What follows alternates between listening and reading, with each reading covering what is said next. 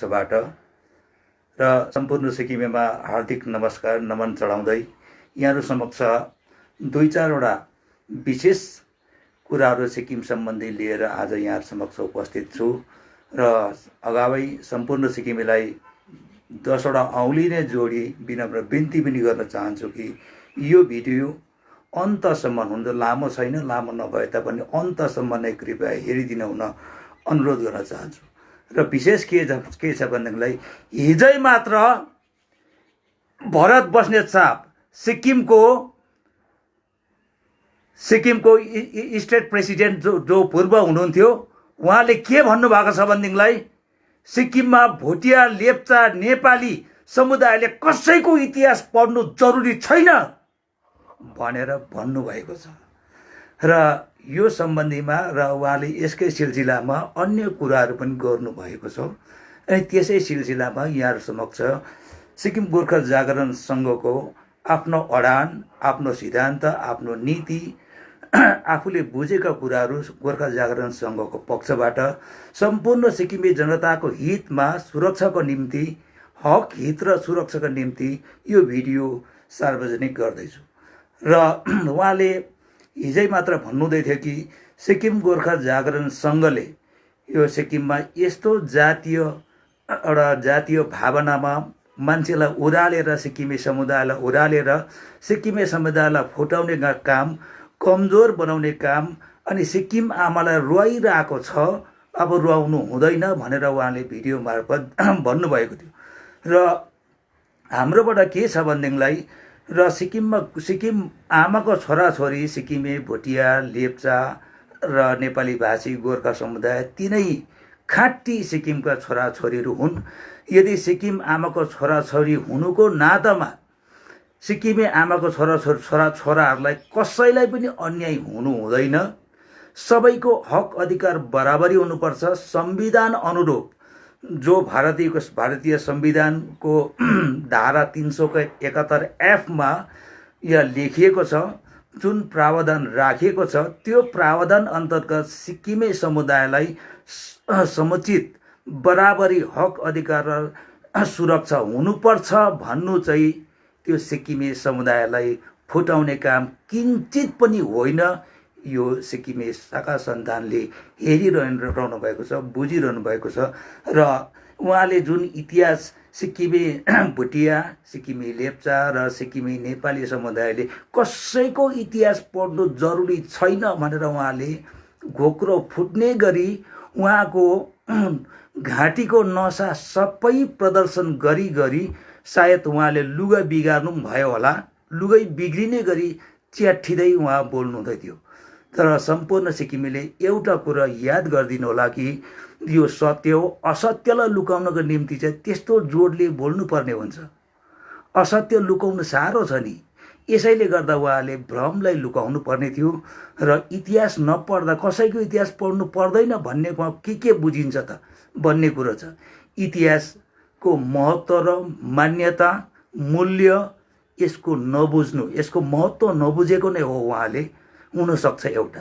अर्को चाहिँ इतिहास हामीले पढ्न पाएनौँ भने कस्तो चाहिँ हुन्छ त भने मानव जीवनमा इतिहासको भूमिका के कस्तो रहन्छ भन्ने कुरोको जानकारी उहाँमा नभएको हुनसक्छ।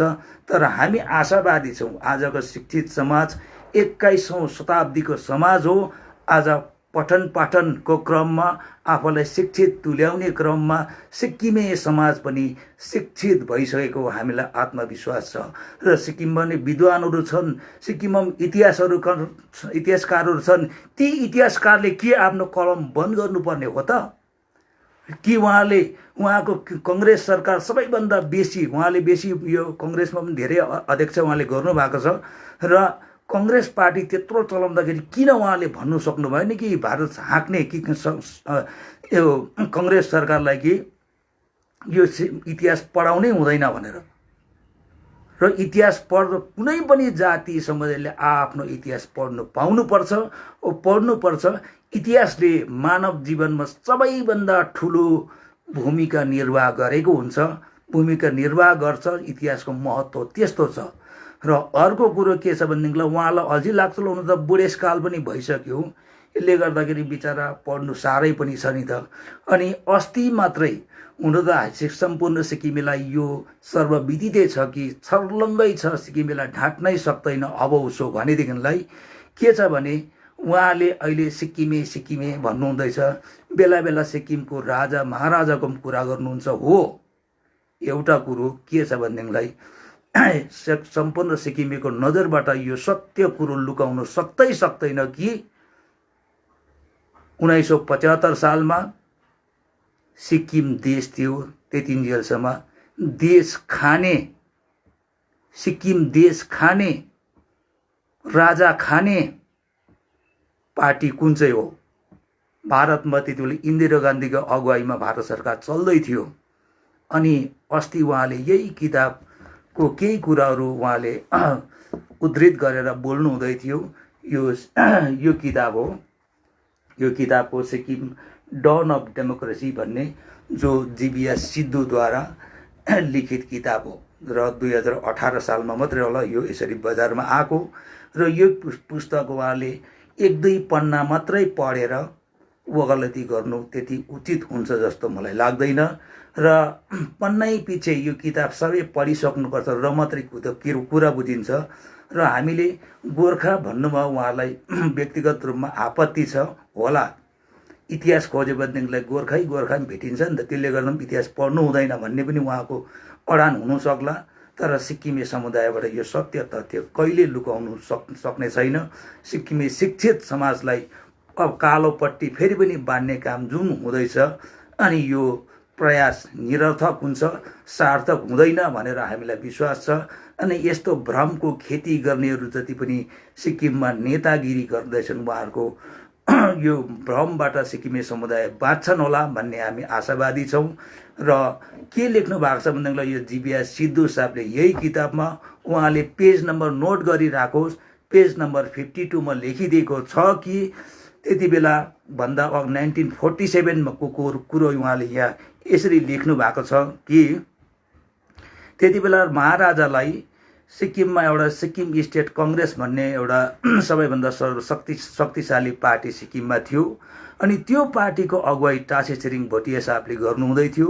र त्यति बेला सिक्किमे जनतालाई यी कुरा बुझाउनको निम्ति राजालाई पनि पिटिसन चढाए।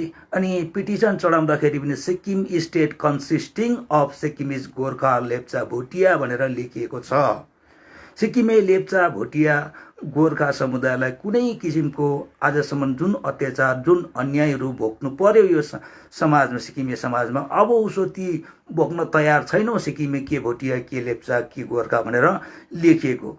अब सबै यी तीनै समुदायलाई खाटी सिक्किम आमाको छोराछोरीलाई बराबरी हक अधिकार सुनिश्चित गर्नुपर्छ र प्रजातान्त्रिक सरकार बनिनुपर्छ, दायित्वपूर्ण रेस्पोन्सिबल गभर्मेन्ट बनिनुपर्छ भनेर माग चढाउँदै सिक्किमिज गोर्खा लेप्चा भोटिया भनेर लेख्नु भएको थियो। अनि कुरा यो किताबमा पनि यसरी लेखेको छ। त्यो एउटा लिफलेट जुन जनता माझमा पढि सुनाउने काम स्वर्गीय सिडी राई साहब जो सिक्किममा युग पुरुष नै भनेर चिनिन्छ, अनि सिडी राई साहबले उहाँले पढि सुनाउनु भएको थियो। त्यो म जस्तै this Nepali version was read by a young graduate CD Rai उहाँले लेख्नु भएको। अनि जस्ताको तस्तै यहाँ लेख्नु भएको छ, the leaflet content the grievances of the downtrodden rears subjects of Sikkim state including Sikkimese Gorkha Bhutias and Lepchas who have suffered untold miseries in the hands of the corrupt administration. Page number 52 मा लेखिएको छ। हजुर यो पढ्नु आवश्यक छ। भनेपछि हामीलाई 1947 9 डिसेम्बर 1947 को कुरो हो। यसरी सिक्किमिज गोर्खा लेप्चा भोटिया भनेर लेखिएको छ, यो किताबमा उल्लेख गरेकै छ। र यो किताबमा त्यो पनि उल्लेख गरिएको छ कि इन्दिरा गान्धी स्वर्गीय इन्दिरा गान्धीको अगुवाईमा के कस्तो षड्यन्त्रहरू भयो, कस्तो कस्तो मान्छेहरू यहाँ भारत सरकार पक्षबाट सिक्किम पठाइयो, सिक्किम विलय कसरी गराइयो भन्ने कुरो। र उहाँले यो पनि जिकिर गर्नुभएको छ कि हाम्रो भरत बस्नेत सरले कि उहाँले बारम्बार यहाँ हाम्रो त्यति बेला म यहाँ अलिकति अर्कोपट्टि जान खोजेछु, यो म माफ गर्नु होला। यहाँ के छ भनेदेखिलाई 1952 मा यो जुन जनताको जुन माग चढाइएको थियो 47 मा चढाइएको माग पछि गएर 49 मा केही हदसम्म पुरा गर्ने प्रयास भएको छ र यसलाई सबै कुरो भन्यो भने लामो हुन जान्छ र 1952 मा चाहिँ यसलाई पुरा गर्ने काम गर्यो अनि अब जनताको इच्छा अनुरूप गभर्नमेन्ट फर्म गर्ने भयो अनि प्रथमचोटि सिक्किममा चुनाव हुने भयो अनि चुनाव के को लागि अहिले त स्टेट एसेम्ब्ली भनेर छ लेजिस्लेटिभ एसेम्ब्ली भनेर छ त्यति बेला चाहिँ लेजिस्लेटिभ एसेम्ब्ली भनेर होइन र त्यति बेला सिक्किम स्टेट काउन्सिल भनेर राज्य परिषद भनेर गठन गर्ने भयो र गठन गर्ने हुँदाखेरि सिट बाँड्ने काम भयो सिट बाँड्ने काम हुँदाखेरि त्यति बेला 1951 को जनसङ्ख्या हेर्नु हो भनेदेखिलाई भोटिया लेप्चा दाजुभाइहरूको जनसङ्ख्या 15% हुनुहुन्थ्यो र सिक्किमे तपाईँ हामी नेपाली भाषी गोर्खा समुदाय 85% सिक्किमिज अफ गोर्खा समुदाय 85% र बिएल दाजुभाइहरू भोटिया लेप्चा दाजुभाइहरू 15% हुनुहुन्थ्यो र 15% र एकपट्टि 15% एकपट्टि 85%। एक यति पनि यहाँ के सिक्किमे समाजलाई प्रथमचोटि विभाजन गर्ने काम आदरणीय भरत सर तपाईँ हामीले गर्दा होइन त्यति बेला राज शासनबाटै भएको छ अनि राजाको पनि गल्ती छैन त्यसमा गल्ती कसको छ भनेदेखिलाई त्यो षड्यन्त्रकारी भविष्यमा हामी दस्तावेजको आधारमा डकुमेन्टको आधारमा प्रमाणको आधारमा हामी खुलासा गर्नु पर्यो खण्डमा गर्छौँ कसले यो प्यारिटी भन्ने प्रथा जन्मायो भन्ने कुरो त्यहाँसम्म अध्ययन गरेकै छौँ आदरणीय महोदय यहाँले त्यो भ्रमको खेती गरे जस्तो सजिलो छैन जिन्दगी हामीले पनि अध्ययनमा बिताएका छौँ यसैले यो त्यति बेला गोर्खा भनेर माग्दै थियो भनेदेखिलाई एक नम्बरमा गोर्खा भनेर हाम्रो नेपाली भनेर दिनु नहुन्थ्यो सिट आरक्षण गर्दाखेरि सिक्किम स्टेट काउन्सिलको चुनावमा स्टेट काउन्सिलको चुनावमा गोर्खा भनेर दिनुपर्ने ठाउँमा नेपाली भनेर दियो त्यो षड्यन्त्र कसैले रचेको थियो त्यो हाम्रो महाराजाले रचेको षड्यन्त्र पनि होइन यहाँहरूलाई मैले भनिसकेँ र त्यसको भविष्यमा हामी खुलासा गर्छौँ तर तत्पश्चात के भयो एउटा षड्यन्त्र हामीलाई नेपालको नेपाली नागरिक तुल्याउने एउटा षड्यन्त्र भयो एउटा षड्यन्त्र नर षड्यन्त्रमा महानराम्रो षड्यन्त्र हामीलाई यहाँ उठीबासै लाउने एउटा षड्यन्त्र त्यहाँ रच्यो अर्को कुरो चाहिँ हामी 80% 85%लाई अनि त्यो एक दुई पोका बनाएर सिक्किमे समुदायलाई दुईटा विभाजन गरे त्यो दोस्रो षड्यन्त्र भयो सिक्किमेलाई फुटायो अनि तेस्रो षड्यन्त्र के भयो अनि हामी 85%लाई पनि 50% मात्र सिट आरक्षण दियो अनि त्यति बेला 17 जनाको स्टेट काउन्सिल गठन गर्ने भयो अनि 12 जना चुनाव लडेर जानुपर्ने भयो त्यो 5 जना चाहिँ राजाको हातबाट मनोनित गर्ने नोमिनेट गर्ने अधिकार राजाले 5 जनाको राखे भनेदेखिलाई 12 जनाको चुनाव हुने भयो 12 जनाको चुनाव हुँदाखेरि 1952 मा प्यारिटी प्रथा भनेर त्यो प्रथाको नाम राखियो आज यो चुनाव लड्ने प्रथाको कुरा गर्नु हो भनेदेखिलाई कानुनको कुरा गर्नु भने रिप्रेजेन्टेसन अफ पिपल एक्ट 1951 भनेर हाम्रो भारतवर्षमा भनिन्छ र सिक्किममा भन्नु पर्दाखेरि चाहिँ representation of people amendment act 1980 भनेर भनिन्छ र आज चाहिँ त्यस्तो छ आजभन्दा अगाडि सिक्किममा चुनावी प्रथा 1952 को दरबार गेजेट नोटिफिकेसन मा प्यारिटी प्रथा भनेर सुरु गरियो अनि प्यारिटी प्रथामा त्यसरी 6 जना भोटिया लेप्चा दाजुभाइहरूलाई सिट आरक्षण गराइयो अनि 6 जना आरक्षण गरियो यता नेपाली भनेर र कति किसिमको षड्यन्त्र भएछ यहाँहरूले हिसाब लाउने कुरो र पछि गएर यसको भोटको हिसाब लाउनु हो भने 5 जना पनि राजाले आफ्नो मन परेको मान्छे मनोनित गर्ने अधिकार राजाको मुठीमा राख्नुभयो गोजीमा राख्नुभयो र यता 12 जनाको चुनाव हुनेमा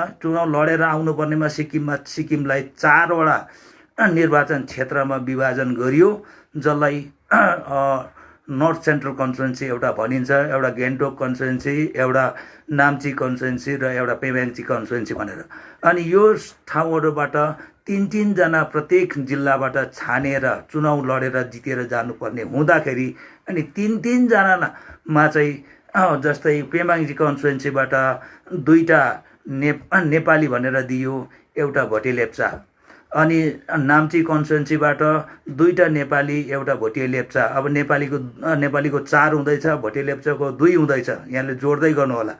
अनि गान्तोक कन्स्टिट्युन्सीबाट 2टा भोटिया लेप्चा एउटा नेपाली, अब नेपाली 5 पुग्यो, भोटिया लेप्चा 4 पुग्दैछ।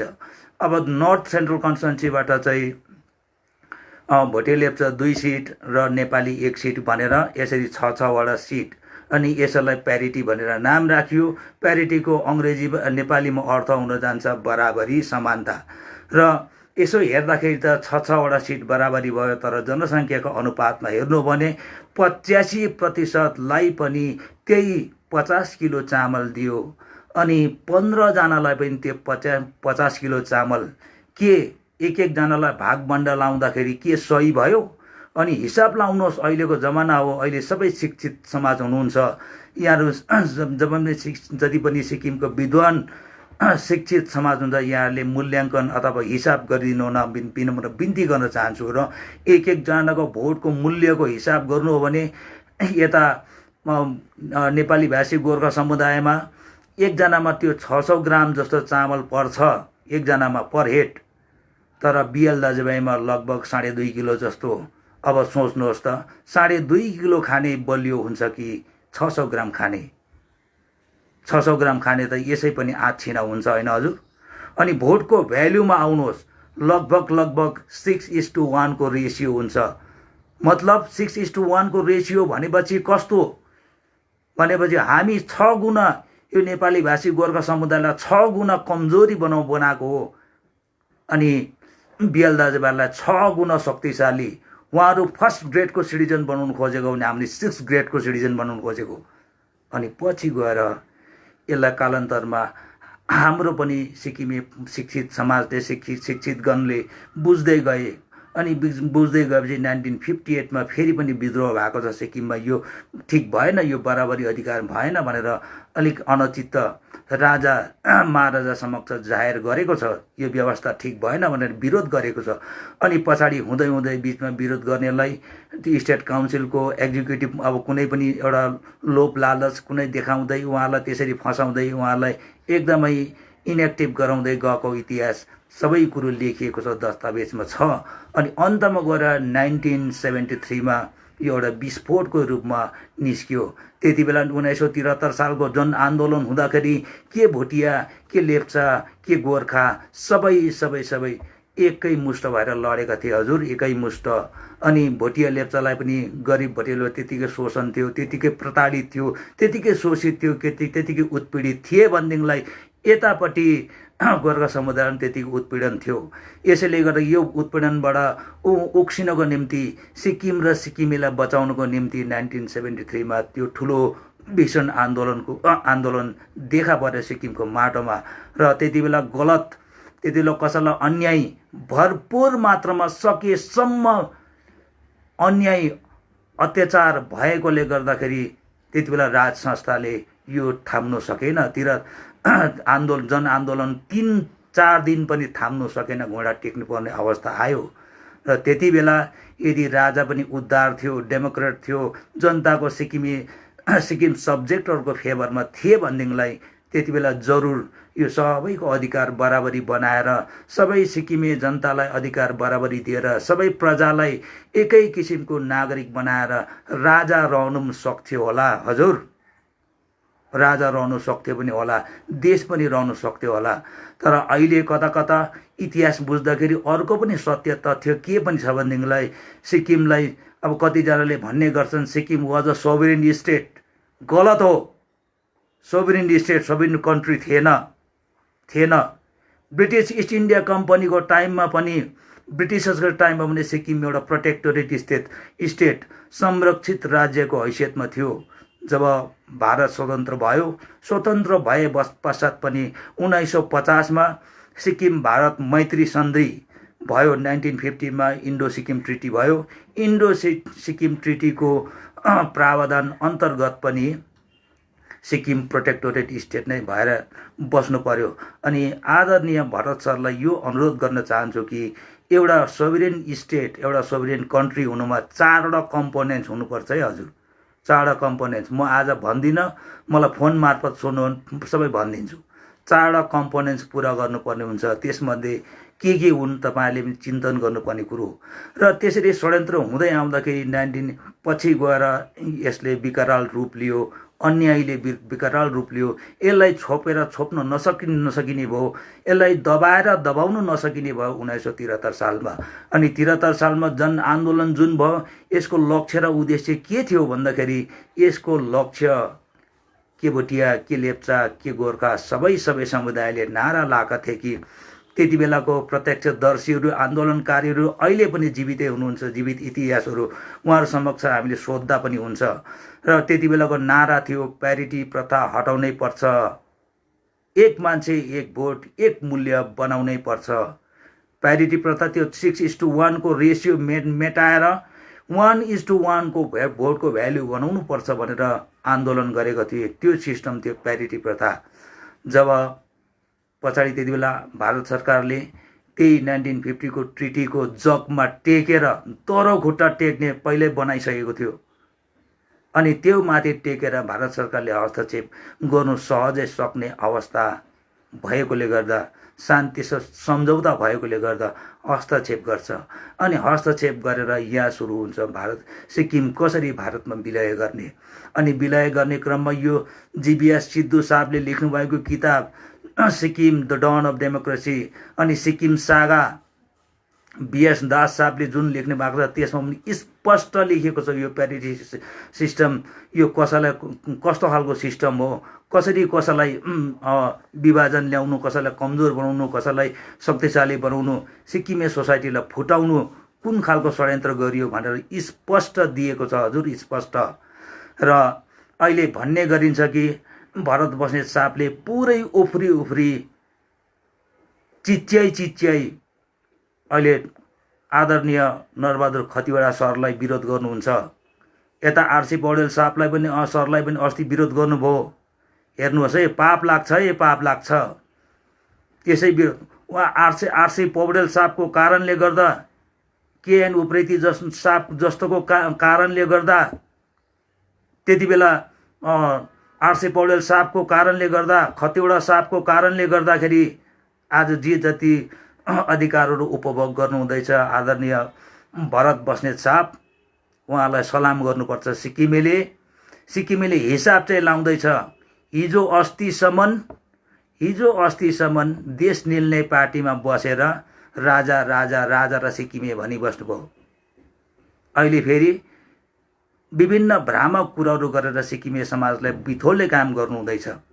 अनि उहाँहरू जस्तै नेताको कारणले, उहाँहरू त अबुझ इतिहासको मूल्य र त्यो मूल्य नबुझ्ने, महत्त्व नबुझ्ने नेताहरूकै कारणले गर्दा, अनि जसले भारतको संविधान पढ्न सक्दैनन्, नपढिकन हावामै उहाँले बोल्ने गर्छन्। अनि उहाँले अघि यो हिजोकै भिडियो मात्रै अन्त भन्नुभएको छ, म कानुन र संविधान जान्दिनँ। यदि तपाईँलाई बिन्ती गर्नु छ कानुन र संविधान जान्नुहुन्न भने तपाईँको राजनैतिक ढाकर बिसाइहाल्नुहोस्। भारतको संविधान र कानुन तपाईँले अन्तमा भन्नुभएको छ हिजोको भिडियोमा। यदि जान्नुहुन्न भने राजनैतिक ढाकर बिसाइहाल्नुहोस्, अन्य धन्दातिर लाग्नुहोस् हजुर। हामी एउटा शुभचिन्तक, एउटा भाइ भएको नातामा बोल्नै तपाईँले कर लाउनुभयो र बोल्न बाध्य भयौँ। र सिक्किमे समुदायले यदि हामी गलत छ भने तपाईँले औल्याउन सक्नुहुन्छ। र त्यत्रो योगदान, सिक्किमको निम्ति योगदान दिनुहुने वीर वीरङ्गनाहरूको हामीले आदर सम्मान गर्नुपर्नेमा चुक्दैछौँ, गरेका छैनौँ। अनि पछि गएर कङ्ग्रेसले कति भारत सरकार चलायो भन्ने कुरो सिक्किमे समुदायले नबुझेको होइन, बुझेकै छन्, जानेकै छन्। र त्यत्रो विभिन्न कालखण्डमा चलाउने भारत सरकार चलाउने क्रममा 23 अगस्त 1988 सालमा हामी जति पनि भारतमा बसोबास गर्ने गोर्खा समुदाय छौँ, यिनीहरूको चिनारी यो आइडेन्टिटी क्राइसिस परेको छ। यिनीहरूको यो सिटिजनसिपमा अलिकति यो अलिक मिसकन्सेप्सन भएको छ र क्लियर गर्नुपर्छ भनेर चाहिँ त्यति बेला भारत सरकारले, कङ्ग्रेसकै सरकार थियो, अनि सम्पूर्ण गोर्खा समुदायलाई, भारतवर्षभित्र बसेका गोर्खा समुदायलाई भारतको नागरिक हो भनेर अधिसूचना जारी गरिकन भारतवर्षभित्र छरिएर बसेका गोर्खा समुदायलाई भारतको नागरिक मानिएको छ र गोर्खा शब्द यसरी सिक्किमे समुदायलाई तोड्ने होइन जोड्ने शब्द हो हजुर। गोर्खा शब्दमा सिक्किमे लेप्चा, सिक्किमे भोटिया, सिक्किमे सबै अँटेका छौँ। कसरी भन्नुहुन्छ भने आज गोर्खा सर्टिफिकेट जस्तै इन्डियन आर्मीमा सेवामा कोही जाने हिम्मत हाम्रो शाखा सन्तानले गर्नुभएको खण्डमा गोर्खा सर्टिफिकेट प्रड्युस गर भन्नुहुन्छ। अनि गोर्खा सर्टिफिकेट कसरी दिन्छ?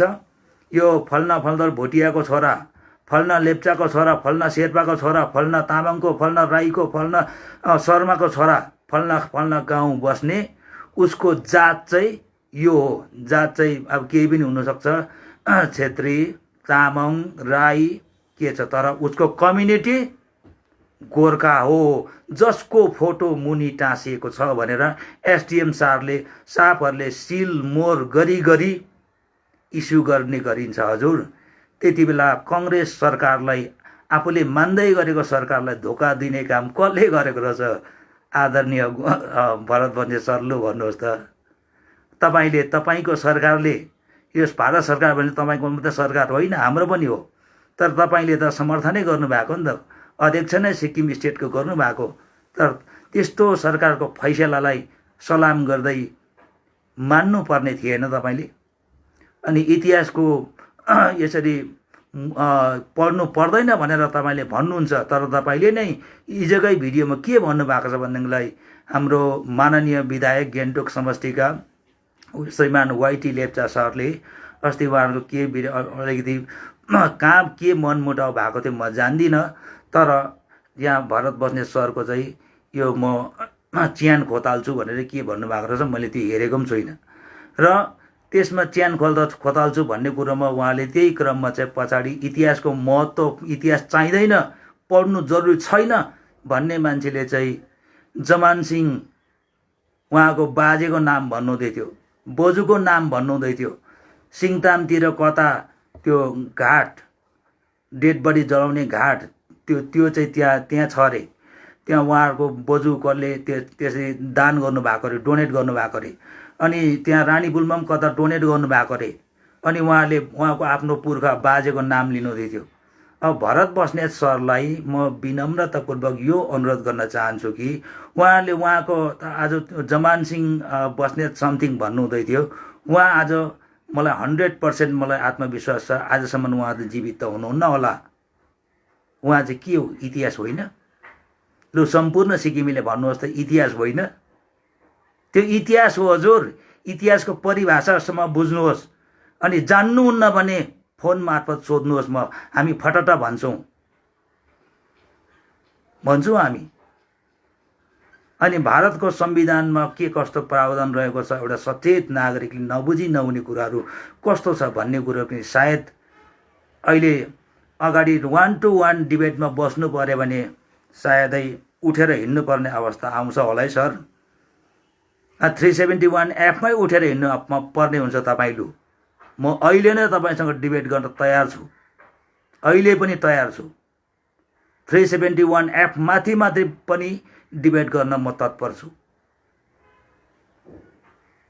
र यस्तो भ्रामक कुरो गरेर हिँड्नु हुँदैन। अब सिक्किम गोर्खा जागरण सङ्घले चाहेको के हो त भन्दाखेरि सिक्किममा बसोबास गर्ने जति पनि सिक्किमे तपाईँ हामी छौँ, सबैको तपाईँ हामी सबैको सुरक्षा बराबरी हुनुपर्छ भने बेला बेला उहाँले, हामी त पोलिटिक्स गरेका छैनौँ, उहाँहरूले राजनीति गर्दै उहाँले राजनीतिक मैदानबाट पनि उहाँले बेला बेला सम्बोधन गर्नुहुन्छ कि लिम्बू तामाङको सिट भनेर। लिम्बू तामाङले अहिलेसम्म सिट आरक्षण नपाउनुको कारण के हो? अनि उहाँहरूको पार्टीको फर्मुला के छ? उहाँको पार्टीको फर्मुला के छ? 11 लेफ्ट आउट कम्युनिटिज जो हाम्रो रहे, 11 लेफ्ट आउट मात्रै होइन, बिजनेस कम्युनिटी पनि छ हाम्रो शाखा सन्तान। यो सबै सिक्किमेलाई न्याय हुने गरी, न्याय सङ्गत, संविधान सम्मत फर्मुला के छ सार्वजनिक गर्नुहोस्, सार्वजनिक गर्नुहोस्। हामी त स्पष्ट छौँ कि जनसङ्ख्याको अनुपातमा अथवा समानुपातिक सिट आरक्षण व्यवस्था हुनुपर्छ जसको कारणले जुन कुरो चाहिँ समानुपातिक नभएकै कारणले गर्दा आज पनि आरक्षण व्यवस्था हुन सकेको छैन लिम्बू तामाङको। अनि यो अहिले जुन एसकेएम गभर्मेन्ट छ यो गभर्मेन्टमा पनि हुन सक्दैन। हिजोअस्ति 21 तारिक मात्रै सिक्किमको माननीय एकमात्र सांसद लोकसभा सांसद महोदय इन्द्रहाङ सुब्बाज्यूले पार्लियामेन्टमा लिम्बू तामाङको सिट आरक्षण सम्बन्धी उहाँ बोल्नुभयो। त्यहाँ सिक्किमेको समस्यालाई सम्बोधन गर्नुभयो। उहाँलाई धन्यवाद दिन चाहन्छु। उहाँले जनसङ्ख्याको अनुपातमा हुनुपर्छ भनेर जिकिर गर्नुभयो। तर एउटा कुरो चाहिँ अलिक ठिक भएन जस्तो हामीलाई लाग्छ, किनभने हाम्रो सिक्किमको भनेको 371F छ। त्यो 371F भित्र बसेर सिक्किमे जस्तै हाम्रो बिएल दाजुभाइको बिएलै भएन भनेर जनसङ्ख्याकै अनुपातमा उहाँहरूको आरक्षण हुनुपर्छ। अनि जनसङ्ख्याकै अनुपातमा आरक्षण भए पश्चात उहाँहरू पनि घाँटीको नसा फुल्याइकन आफ्नो समुदायलाई कुना काप्चामा भेला पारी उहाँलाई त्यो मिसगाइड गर्नु पर्ने जरुरी हुँदैन र सिक्किममा पूर्ण शान्ति कायम हुन्छ। सिक्किमे समुदायले न्याय पाउँछन्। अनि तपाईँ हामी सम्पूर्ण सिक्किमे मिलेर कस्तो कानुन व्यवस्था बनाउँदाखेरि तपाईँ हामी सिक्किमे भविष्यमा सुरक्षित पूर्ण रूपले सुरक्षित हुने मिलेर बनाउनुपर्छ। अनि आज यहाँ एकजना एमपी साहबले मात्र तल गएर बोल्नु भने चाहिँ कस्तो बोल्दाखेरि चाहिँ हुन्छ हुँदैन। यो जस्तै भारत सरकारको हाम्रो भारतको संविधानमा कुनै पनि कानुनी कुराहरू कुनै पनि काम कुरोहरूको 3वटा लिस्टमा डिभाइड गरेको छ। एउटा स्टेट लिस्ट, एउटा कन्करेन्ट लिस्ट र एउटा छ सेन्ट्रल लिस्ट अथवा युनियन लिस्ट पनि भनिन्छ।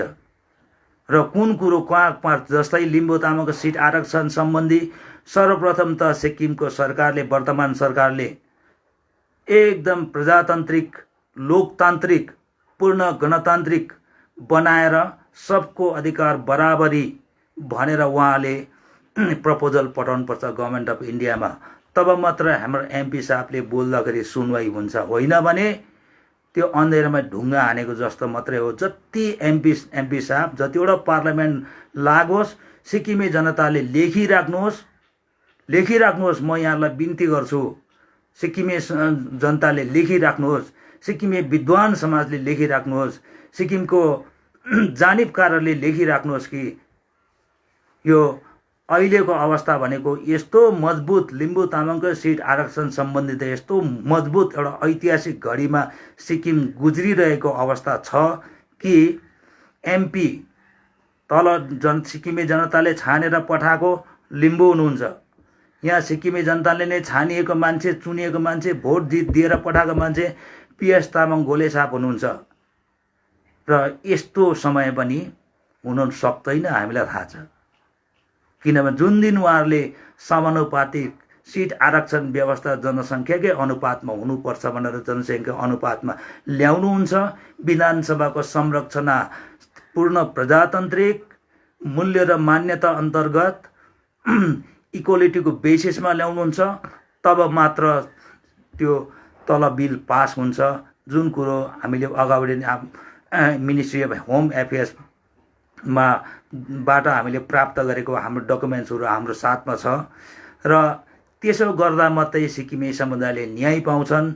र सिक्किमे समुदायलाई न्याय दिनुको निम्ति भनेको जस्तै 11 लेफ्ट आउट कम्युनिटिज उहाँहरूलाई न्याय दिनुको निम्ति उहाँहरूको जनसङ्ख्याकै अनुपातमा सिट रहेको हुनुपर्दछ। भोलि भविष्यमा गएर उहाँहरूले पनि जनजातिको मान्यता पाएको खण्डमा उहाँहरूलाई सिट दिनु सहज हुन्छ। अनि उहाँहरूलाई कसैलाई अन्याय हुँदैन, सबको अधिकार बराबरी हुन्छ, सबको सुरक्षा बराबरी हुन्छ। अनि सिक्किममा असली सद्भावना असली एकता त्यति बेला कायम भएको हुन्छ। भरत सर यो कुरो मनमा राख्नुहोस्। अनि हजुरले राख्नु भएन भने पनि तपाईँ हामीले छिनमा बेलामा यसरी सामाजिक सञ्जाल मार्फत जुन जारी गरेको सन्देशहरू छ सिक्किमे सन्तानले, सिक्किमे समुदायले, सिक्किमे समाजले मूल्याङ्कन गर्दैछन्। बोल्नुभन्दा अगाडि, कसैलाई औँल्याउनुभन्दा अगाडि, कसैलाई विरोध गर्नुभन्दा अगाडि अलिक सोच्नुपर्ने नै हुन्छ। किनभने आजको जमाना हो, आज शिक्षित जमातहरू छन्। यसले गर्दाखेरि हामीले अलिकति शिक्षित समाजको आदर सम्मान इज्जत नगरिकन बोल्यौँ भने सायदै त्योभन्दा ठुलो एउटा दुर्भाग्यपूर्ण अवस्था केही पनि हुँदैन जस्तो हामीलाई लाग्छ। र नेपाली भन्नु नसक्नु कायर हो भनेर पनि घाँटीको सबै नसा देखाउनु हुँदै थियो आदरणीय सरले। हामीलाई हाँस उठ्छ। तपाईँ नेपाली भनेर जिकिर गर्नुहुँदैछ भने अब तपाईँहरू सरकारमा जानुहोस्, हामी नेपाली नै हौँ।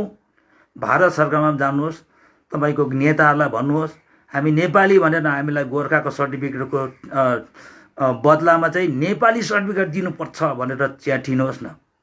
अनि नेपाली सर्टिफिकेट दिएर हेर्नुहोस्, सिक्किमबाट पनि नेपाली सर्टिफिकेट दिएर हेर्नुहोस्।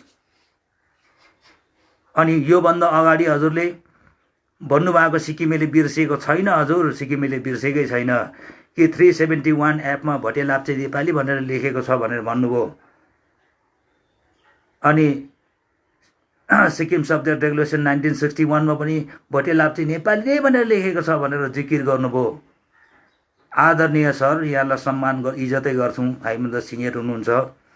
र यहाँलाई बिन्ती गर्न चाहन्छु कि कुनै पनि देशको कहीँको पनि नागरिकहरू जातको, जातिको, धर्मको आधारमा मानिएको छैन हजुर।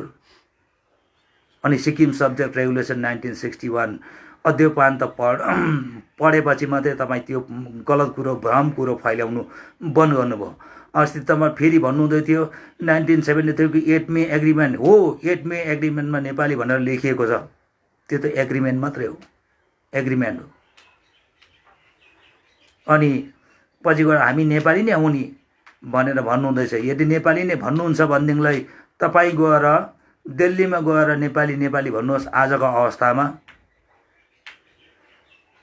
अनि नेपाली भन्ने शब्द कस्तो, नेपाली शब्द हामी एकदम सम्मान गर्छौँ, हाम्रो छिमेकी राष्ट्रको नागरिकता बोधक शब्द हो।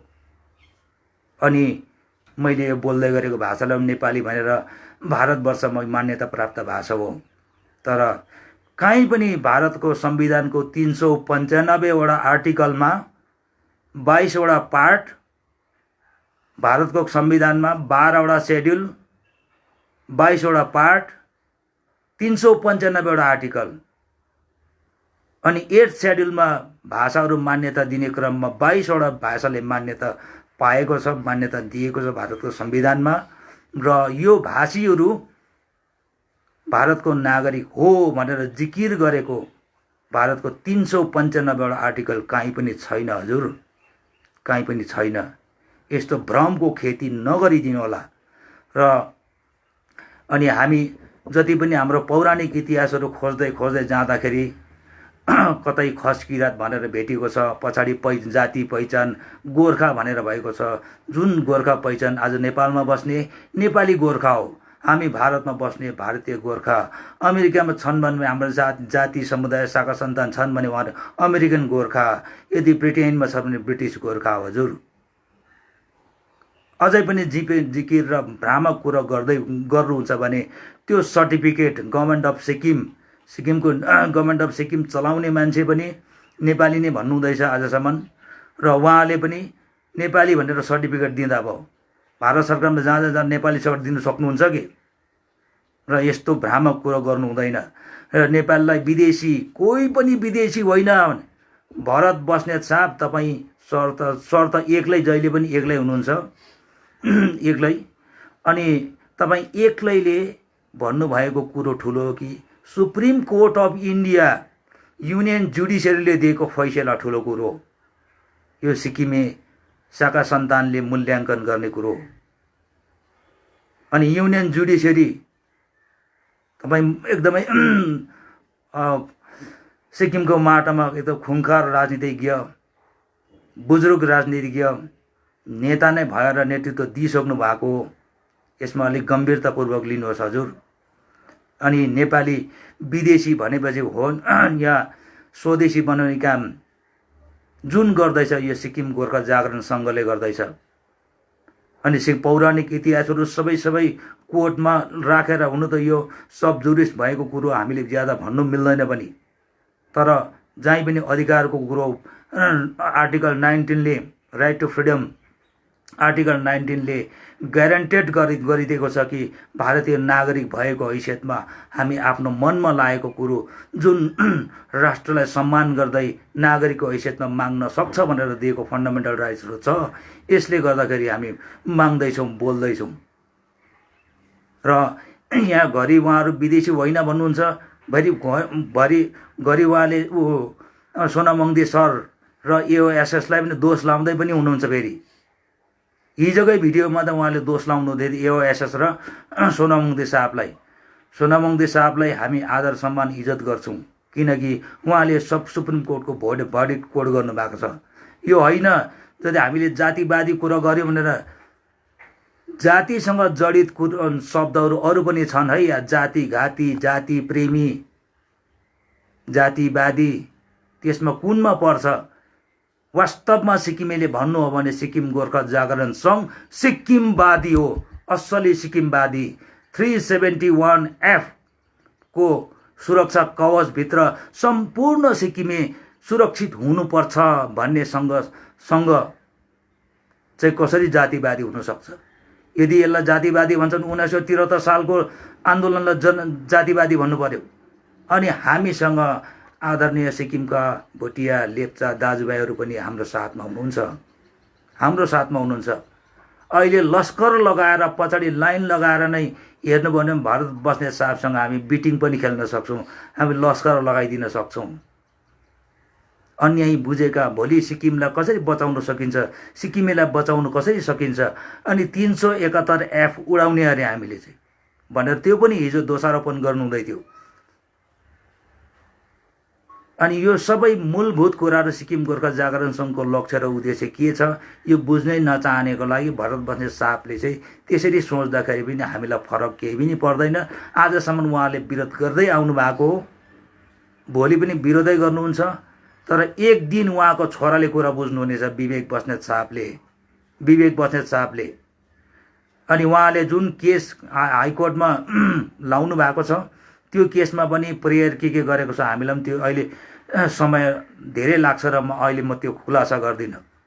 त्यसको खुलासा भविष्यमा गरौँला। र इतिहासको पढ्ने जरुरी छैन भनेर उहाँले यसरी आपत्ति जनाउनु हुँदै थियो।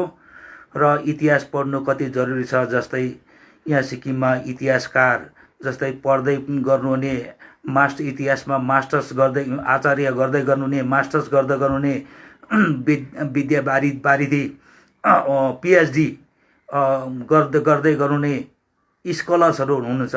उहाँहरूको अगाडि भरत सर तपाईँ कस्तो हुनुभयो होला सोच्नुहोस् त। उहाँहरूले कुन हिसाबले तपाईँलाई हेर्नुभयो होला, जसले आफ्नो जिन्दगी पढाइमा लगाएर त्यो इतिहासको त्यो जरासम्म पुगेर थेसिस लेखेर यो देश, यो समाज, यो दुनियाँलाई दिउँ भनेर जमर्को गस्ने सन्तानलाई कस्तो डरलाग्दो कस्तो डरलाग्दो अन्डर एस्टिमेट गर्नुभएको होला। यसरी नजरअन्दाज गर्नु मिल्दैन होला आदरणीय सर। अनि हामीले यहाँ जस्तै आरसी पौडेल साहबको, नरबहादुर खतिवडा साहबको प्रशंसा, अनावश्यक प्रशंसा गऱ्यौँ भने गर्छौँ। हजुरले पनि एउटा प्रशंसनीय कामहरू, एप्रिसिएबल कामहरू गर्नुहोस्, त्यति बेला हामी प्रशंसा गर्छौँ, उफ्री नाच्छौँ। हामी कसैको दुश्मनी होइनौँ। अनि हामी सिक्किममा असली भाइचारा कायम गर्न चाहन्छौँ। अनि असली सद्भावना के हो सिक्किममा त्यो कायम हुनुपर्छ भन्छौँ। र सिक्किमे समुदायलाई कुनै पनि डरलाग्दो सङ्कट समस्या पर्दाखेरि रमिता हेरेर बस्दैनौँ। र यहाँलाई सम्पूर्ण सिक्किमे सन्तानलाई नै यो आदरपूर्वक यहाँहरू समक्ष विनम्र निवेदन गर्न चाहन्छु कि आजको यो भिडियो मार्फत जुन कुरो मैले यहाँहरू समक्ष राखेँ सायदै यहाँले गम्भीरतापूर्वक मनमा लिनुभयो होला। र भविष्यमा पनि यस्तै कुराहरू जो सिक्किम समाजको सरोकारको विषयवस्तुहरू चरण चरणमा पस्किने नै छौँ, ल्याउने नै छौँ अनि दस्तावेजको आधारमा प्रमाणको आधारमा आउनेछौँ र सम्पूर्ण सन्तानले दिनुहुनेछ भनेर हामी आश्वस्त छौँ, विश्वास राख्छौँ अनि अपेक्षा पनि गर्छौँ र सम्पूर्ण सिक्किमेलाई किञ्चित पनि यहाँहरू कसैको पनि बहकाउमा हो, प्रजातन्त्रमा सबैको कुरा सुन्नुपर्ने हुन्छ, तर कसको कुरो सही हो, कुन कुरो सही हो त्यसलाई बुझेर मात्रै हामीले समर्थन गर्नुपर्ने हुन्छ, साथ दिनुपर्ने हुन्छ। अब भविष्यमा जस्तै यहाँ कुनै पनि विषयवस्तु त्यस्तो एकदमै आवश्यक विषयवस्तु लिएर सिक्किम गोर्खा जागरण सङ्घ यहाँहरू समक्ष आउने नै छ र अहिलेको घडी पनि यहाँहरू समक्ष विनम्रतापूर्वक अनुरोध गर्न चाहन्छु कि जति पनि कुराहरू सोसियल मिडियामा अहिले आउने गर्छ, कतिवटा भ्रामक कतिवटा एकदम त्यो सस्तो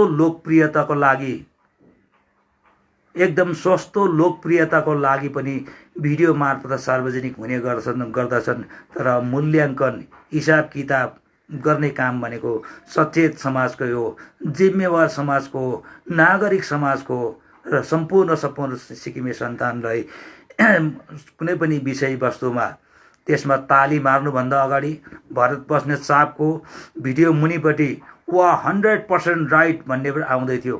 100% राइट भन्नुभन्दा अगाडि छातीमा हात राखेर सोच्नुहोस् यो कुरो कहाँसम्म कन्स्टिट्युसनल छ, कहाँसम्म संवैधानिक छ, कहाँसम्म भविष्यगामी छ, भविष्य पक्षीय छ भन्ने कुरो पनि चिन्तन मनन गरेर मात्र समर्थन गर्नुहोला भनेर विनम्रतापूर्वक अनुरोध गर्दै आजको यस भिडियो वार्ताबाट यहाँहरूबाट ओझल हुन चाहन्छु।